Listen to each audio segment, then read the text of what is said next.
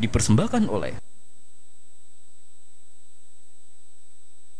Kembali di Tafsir Al-Misbah bersama Pak Quraish Shihab dan juga saya Hilbram Dunar. Dan sekarang saya akan tampilkan tayangan dari yang ingin bertanya langsung kepada Pak Quraish. Ini dia. Assalamualaikum warahmatullahi wabarakatuh. Yang terhormat Bapak Quraish Shihab, nama saya Citra Puji Rahmani dari Bogor.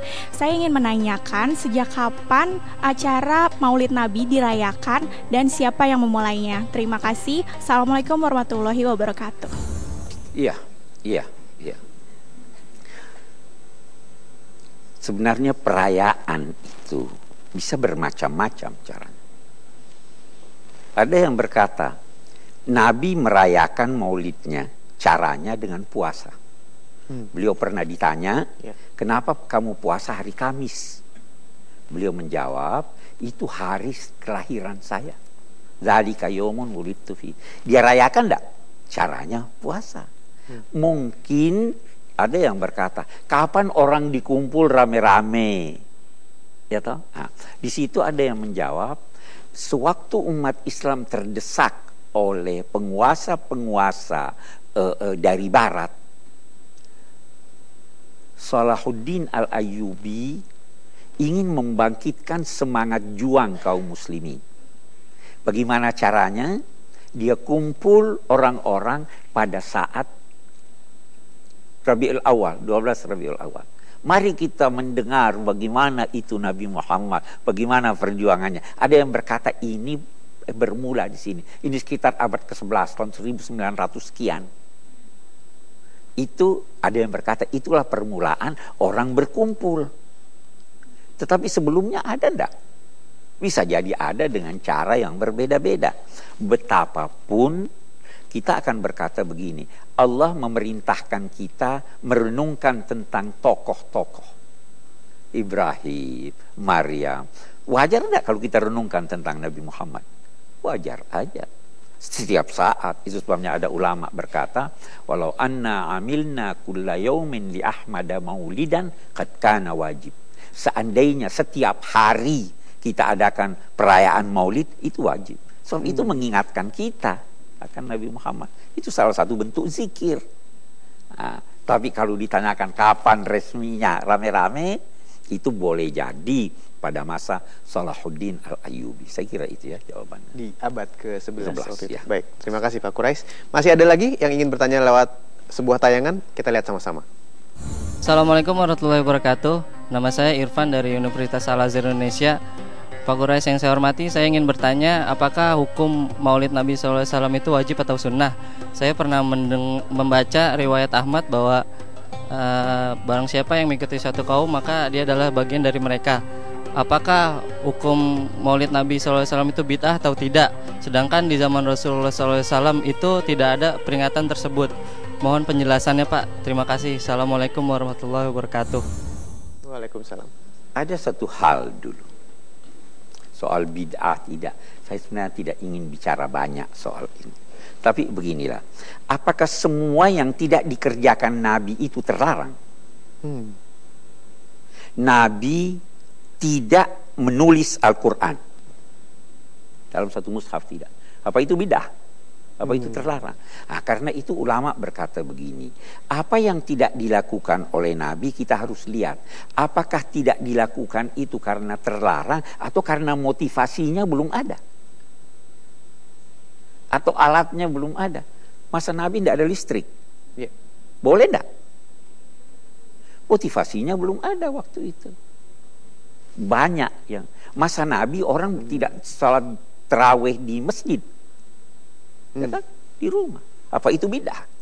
Nah, karena itu pada akhirnya ada yang berkata bid'ah itu sesuatu yang baru itu ada yang baik, ada yang buruk. Kalau soal merayakan peringatan Nabi baik atau buruk itu? Ya udah jangan bilang bid'ah yang buruk. Syukur ibu-ibu bilang baik. Kalau bilang buruk masih panjang diskusi kita. Ya, saya kira itu. Ya, cukup jelas. Baik. Berikutnya pertanyaan dari Ibu, saya persilahkan. Ya, Ibu. Assalamualaikum warahmatullahi wabarakatuh. Waalaikumsalam. Nama saya Devi Kantini dari Yatnawati Kartini, Majelis Taklim Yatnawati Kartini. Yang ingin saya tanyakan Pak Quraish Shihab yang terhormat, apakah perbedaan karakteristik ajaran Nabi besar Muhammad SAW dengan ajaran sebelumnya? Demikian pertanyaan saya. Billahi taufiq wal hidayah. Assalamualaikum warahmatullahi wabarakatuh. Waalaikumsalam. Perbedaan karakteristik Pak antara ajaran Nabi Muhammad dengan ajaran sebelumnya. Oh iya, banyak, walaupun persamaannya juga banyak. Persamaannya dalam prinsip-prinsip ajaran. Semua mengajarkan keesaan Tuhan, mengajarkan adanya hari pembalasan, mengajarkan adanya malaikat, mengajarkan adanya kitab suci, mengajarkan sholat, mengajarkan puasa, mengajarkan zakat, itu sama. Walaupun dalam rinciannya berbeda, cara sholatnya boleh jadi beda, jumlah sholatnya boleh jadi beda. Nah, tetapi di sisi lain ada ajaran Nabi Musa misalnya, menyesuaikan dengan masyarakatnya yang sangat materialistis. Jadi penekanan di sana.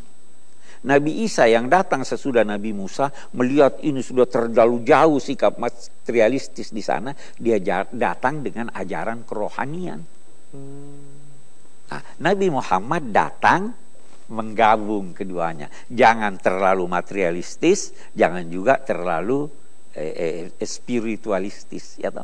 Dia gabung antara dunia dan akhirat. Itu tadi ummatan wasatan. Ya. Di dalam ajaran Nabi Musa ada yang keras-keras sekali. Kita sampai sekarang bisa baca, ada yang berkata misalnya di Quran ada dikatakan kalau makan daging tidak boleh makan lemaknya. Repot gitu. Ada pakaian tertentu, kalau najis harus digunting. Keras. Kita tidak seperti itu. Kita penuh dengan rahmat, penuh dengan kasih sayang, penuh dengan toleransi. Jadi karakteristiknya sangat berbeda. Dulu Nabi Isa berkata seperti dalam kitab Injil, jangan percaya saya kalau saya tidak mengerjakan pekerjaan Bapa. Kalau tidak ada mukjizat jangan percaya saya. Nabi Muhammad berkata, itu soal mukjizat urusan Tuhan. Saya tidak bisa membawa mukjizat kecuali diberikan oleh Tuhan. Beda kan? Jadi ini sangat rasional, ini mengandalkan suprarasional. Saya kira itu. Ya, baik. Kita break dulu sebentar, tapi Anda jangan kemana-mana karena kami akan segera kembali di Tafsir Al-Misbah. Insya Allah, insya Allah. Kalau tidak bisa mengingat semua sejarahnya, paling tidak ada sisi-sisi dalam sejarahnya yang kita ingat. Itu sudah memperingati namanya. Kita sudah ingat. Insya Allah ada jalan.